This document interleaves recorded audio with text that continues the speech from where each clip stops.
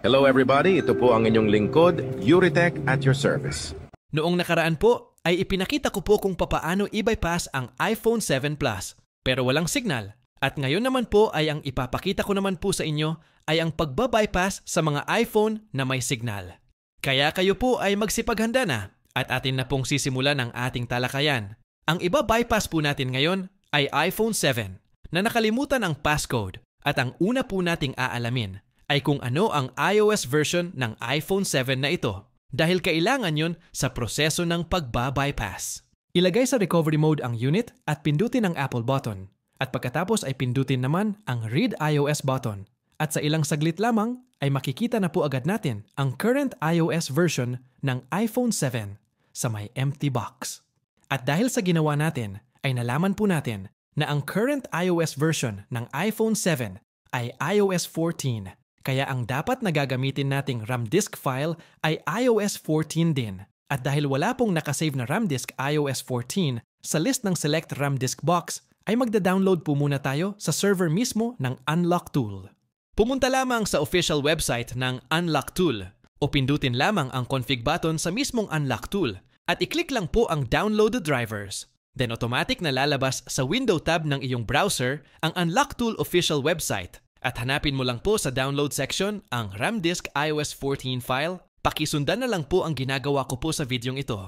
At pagkatapos po natin ma-download ang RAM disk iOS 14 file ng iPhone 7, ay ilagay po ito sa folder sa loob ng Unlock Tool Data Files folder. Then ilagay po ito sa new folder at lagyan po ito ng pangalan para madali lang po natin itong mahanap sa loob ng RAM disk box sa Unlock Tool. Kapag nailagay na po natin sa Unlock Tool Data File folder, ang na-download nating RAM disk file ay mag-click lang po ng ibang model sa mga list at i-click ulit ang Apple button upang ma-refresh ang Unlock Tool at ma-detect yung RAM disk file na nilagay natin. Then piliin sa Select RAM disk box yung file na nilagyan natin ng pangalan kanina at pagkatapos ay ADFU mode naman po ang unit. Then, kapag nasa DFU mode na po ang iPhone, ay i-click po ang Pawn DFU button at piliin ang uTool 1.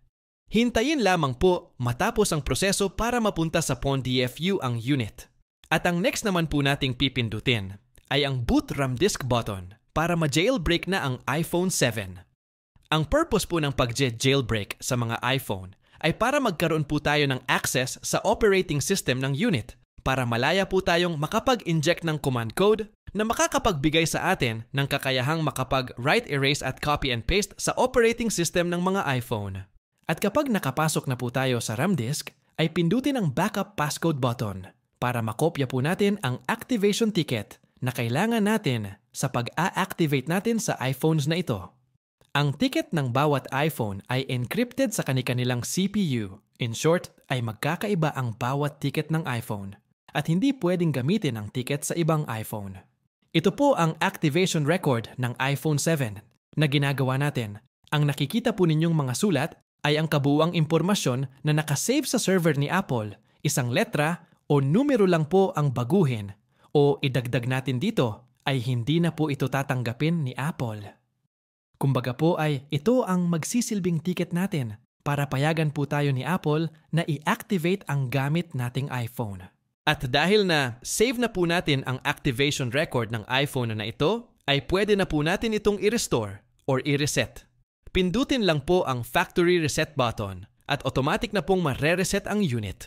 At para ma-bypass po natin ang activation setup sa screen, ay ang kailangan lang po natin ay maibalik natin sa operating system ng unit ang activation record na binackup po natin kaganina. Uulitin lang po natin yung ginawa natin proseso kanina para makapasok po tayo ulit sa RAM disk ng unit. At kapag nakakita po tayo ng mga sulat sa screen ng iPhone, ay ang ibig sabihin ay nakapasok na po tayo sa RAM disk. At tulad po sa ginawa natin kanina, ay imbes na backup passcode po ang pipindutin natin. Ay ngayon naman po, ay ang pipindutin naman po natin ay ang Restore Backup button. At kapag nag-restart po ang unit, ay it only means na successful po ang pagbabalik natin sa activation record ng iPhone sa kanyang current operating system. Then maghihintay lang po tayo na mag-reboot sa normal mode ang iPhone at pwede na po natin itong i-activate nang hindi na po natin kailangang dumaan sa mahigpit na checkpoint ni Apple. And as you can see po na fully activated na po ang iPhone 7.